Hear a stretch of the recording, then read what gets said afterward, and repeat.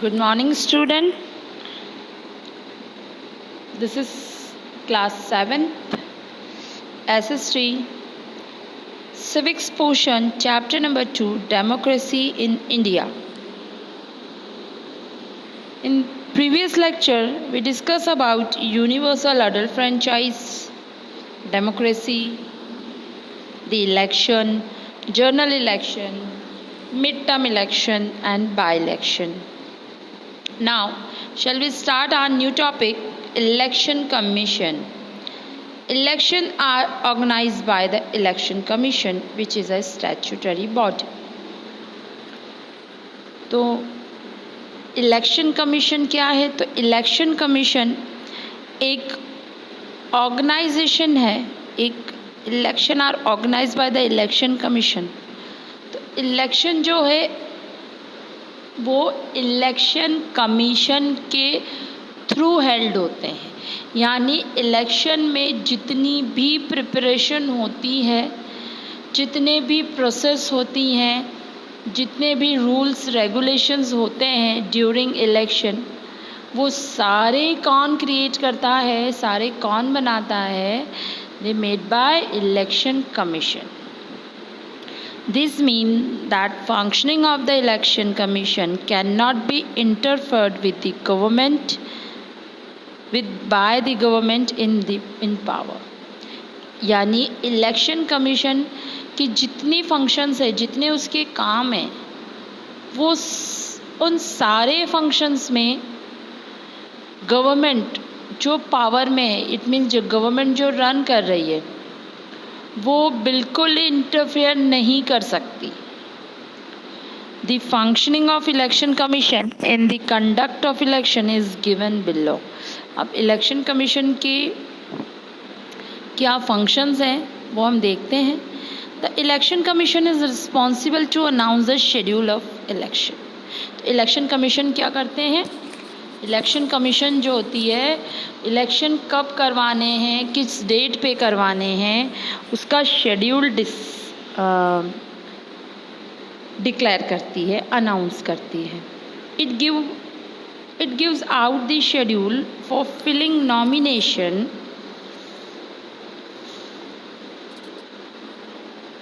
papers by the candidates and is responsible to scrutinize their application form for correctness. ये भी election commission का function है. जो candidates होते हैं, जो इलेक्शन में नॉमिनीज होते हैं, तो वो जो फॉर्म फिल करते हैं इलेक्शन में फ़ाइट करने के लिए, इलेक्शन में खड़े होने के लिए, तो उनके थ्रू फिल किए गए फॉर्म्स में क्या गलतियां हैं, क्या मिस्टेक्स हैं, क्या करेक्शन होने हैं, वो सारी रिस्पॉन्सिबिलिटी जो होती है वो इलेक्शन कमीशन की होती है. The commission spell out a date for withdrawal of candidature also.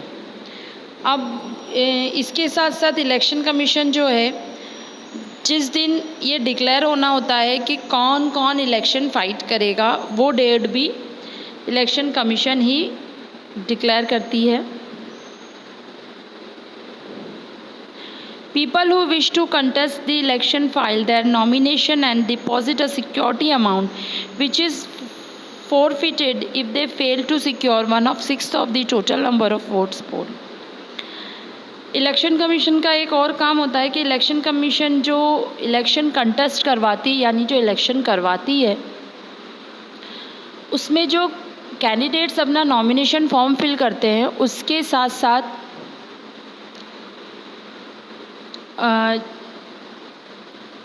उसके करेक्टनेस की भी जिम्मेदारी इलेक्शन कमीशन की होती है. और जब डिक्लेयर होती है लिस्ट, कैंडिडेट्स की लिस्ट के कौन कौन इलेक्शन में खड़ा हो रहा है, ठीक है, तो उसके साथ आपको एक सिक्योरिटी अमाउंट भी देनी होती है.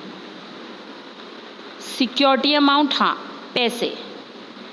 अब ये पैसे अगर आप जीत जाते हो, या आप जिस भी जगह से, जिस भी कॉन्स्टिट्यूंसी से, आप जिस एरिया से आप इलेक्शन लड़ रहे हो, वहाँ की पॉपुलेशन का 1/6% वोट अगर आपको मिल जाता है, भले ही आप हार गए हो, होता है ना कई बार कि आप 10 वोट से, 20 वोट से, 50 वोट से हार जाते हो, लेकिन अच्छी खासी अपने अपोजिशन को टक्कर अच्छी दे देते हो, तो आपकी सिक्योरिटी अमाउंट आपको वापस मिल जाएगी। यानी अगर आप हार भी जाते हो लेकिन आप 1/6% वोट लेने में कामयाब हो जाते हो तो आपको आपकी सिक्योरिटी अमाउंट वापस मिल जाती है।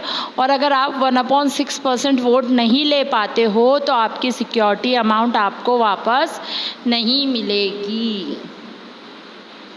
Election symbols are allotted to the candidates depending on their political affiliation or independent status. तो जो सिंबल्स देखते हैं ना आप, बैट, बॉल, सिलाई machine, swing machines, candles, balloon, kite, ये सारे सिंबल्स देखते हो आप लोग। तो ये सारे सिंबल्स जो होते हैं, कुछ पॉलिटिकल पार्टीज़, जो बड़ी बड़ी पॉलिटिकल पार्टीज़ हैं, उनके कैंडिडेट्स, उनके अगर पार्टी से वोट लड़ते हैं तो वो तो अपने सिंबल्स उन्हें दे देती हैं, जैसे कांग्रेस का हाथ, बीजेपी का फ्लावर जो कमल है, लोटस।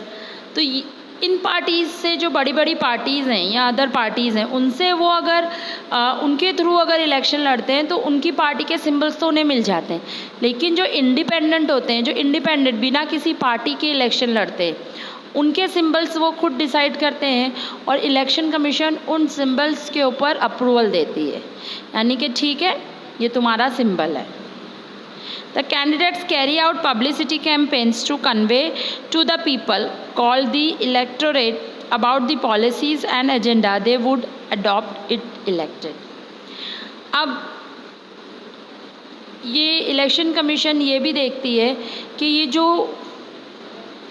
कैंडिडेट्स हैं जो इलेक्शन लड़ रहे हैं, ये जो कैंपेन कर रहे हैं, तो ये कैंपेन जो है पब्लिक को अवेयर कर रहे हैं, ये अपने तरफ खींच रहे हैं कि भाई हमें ही वोट करो। तो ये कितना सही है, इनकी पॉलिसीज़ कितनी सही है, इनके एजेंडा क्या है, इन सब पे इलेक्शन कमीशन नज़र रखती है।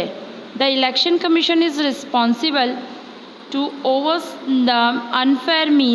oversee that unfair means are not adopted by the candidates to woo the voters. Election commission की ये जिम्मेदारी होती है कि वो ये देखे कि कैंडिडेट्स जो है अपने वोटर्स को कोई अनफेयर सिस्टम, यानी कुछ ऐसा काम ना करे अपने वोटर्स के साथ, जैसे लालच देना।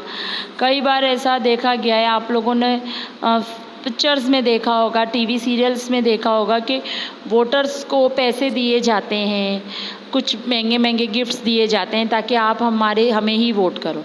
तो ऐसे अनफेयर सिस्टम ना हो, इसकी रिस्पॉन्सिबिलिटी भी इलेक्शन कमीशन की होती है।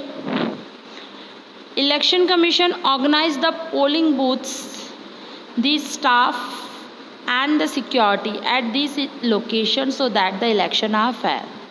ये इलेक्शन कमीशन जो होती है, ये उसकी रिस्पॉन्सिबिलिटी होती है कि जिस दिन इलेक्शन हो रहा है, जहाँ इलेक्शन हो रहा है, पोलिंग बूथ पे, पोलिंग बूथ कहते हैं जहाँ इलेक्शन होता है, तो वहाँ मशीन रखी होती है, वहाँ ऑफिसर्स, किन ऑफिसर्स को हेल्ड करना है, कितने सिक्योरिटी गार्ड्स चाहिए, कितने लोकेशन क्या है वहाँ पे, कितनी सिक्योरिटी टाइट रखनी है, ये सारे फंक्शंस जो होते हैं इलेक्शन कमीशन के होते हैं। The election commission ensure that the ballot papers और voting machine are functional and available at the booth. ये इलेक्शन कमीशन की रिस्पॉन्सिबिलिटी एक और ये है कि जहाँ भी इलेक्शन हो रहा है, जिस दिन भी इलेक्शन हो रहा है, तो पोलिंग बूथ पे चाहे वो वोटिंग मशीन हो या बैलेट पेपर हो, ये दोनों ही अवेलेबल होने चाहिए। The Election Commission is responsible to ensure that voting is held smoothly, and if there is a problem at any booth,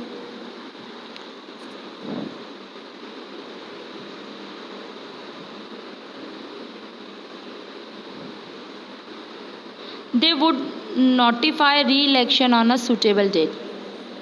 election commission ये देखता है कि जिस दिन भी इलेक्शन हो रहे हैं वो बिल्कुल स्मूथली और फेयर होने चाहिए।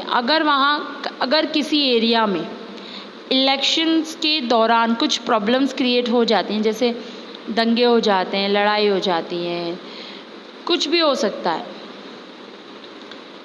तो वो उस इलेक्शन को कैंसिल करा के दोबारा से इलेक्शन करवा सकता है। The election commission move the ballot boxes and the voting machine to a suitable place और काउंटिंग सेंटर्स। ये आफ्टर वोटिंग यानी वोटिंग ख़त्म होने के बाद इलेक्शन कमीशन जो होता है वो, चाहे वो बैलेट पेपर हो चाहे वोटिंग ईवीएम मशीन हो, उन सबको कलेक्ट करके काउंटिंग सेंटर या किसी सूटेबल प्लेस पे जहाँ ये सब सीक्रेटली रखे जाने हैं वहाँ ले जाने तक की रिस्पॉन्सिबिलिटी इलेक्शन कमीशन की होती है।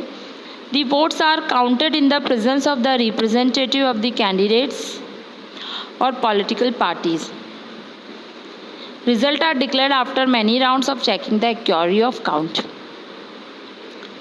भाई जो वोटिंग काउंटिंग होती है वो पॉलिटिकल पार्टीज़ के बड़े बड़े लीडर्स और जो रिप्रेजेंटेटिव जो कैंडिडेट्स होते हैं उनके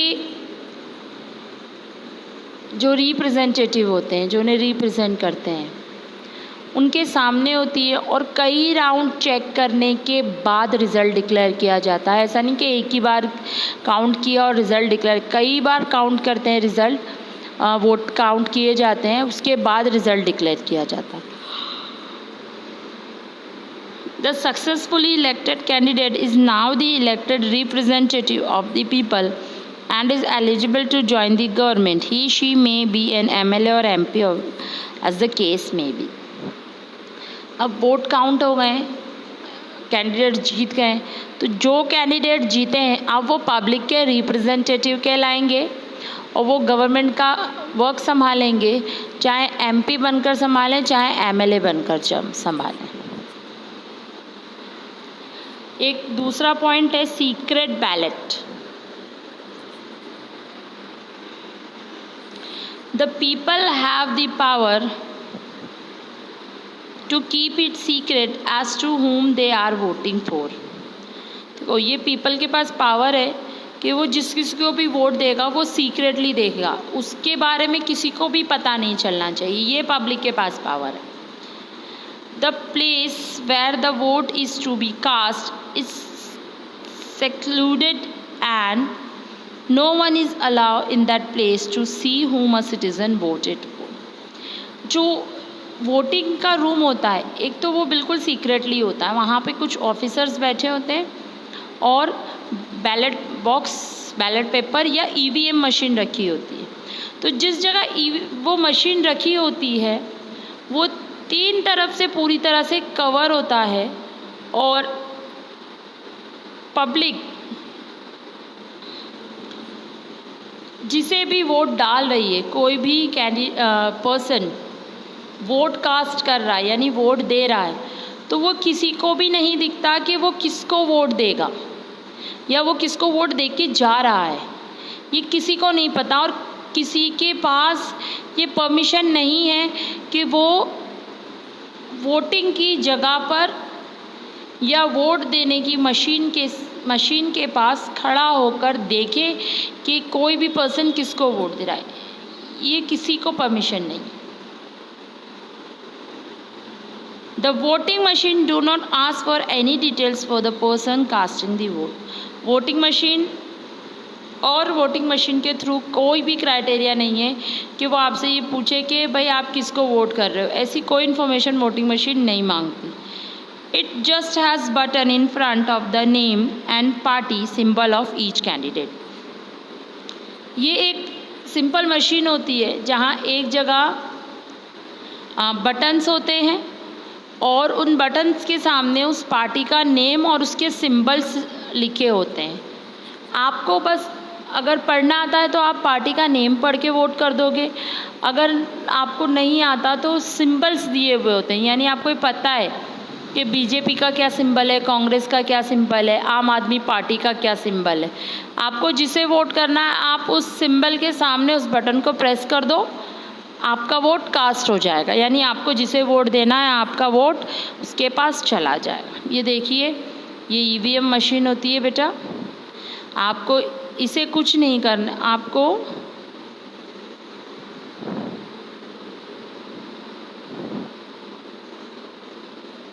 इसे कुछ नहीं करना होता है, ठीक है, इसे हाथ भी नहीं लगाना होता है हमें।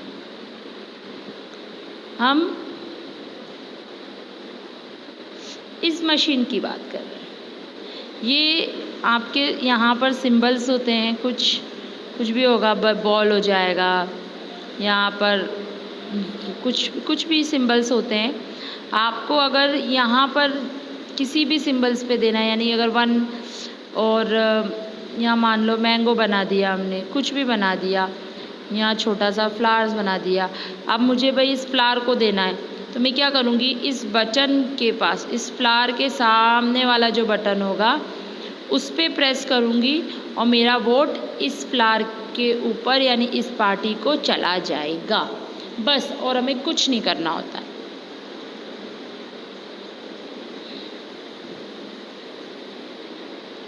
ये लेट्स चेक है आप लोगों का, ये लेट्स चेक, ये होमवर्क है, डू इट्स योरसेल्फ। और अगर कहीं प्रॉब्लम आ रही हो तो please ask me, okay. Any doubt in the let's check, please ask me.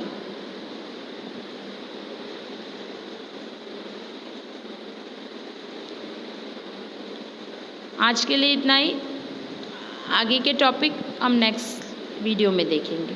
Thank you.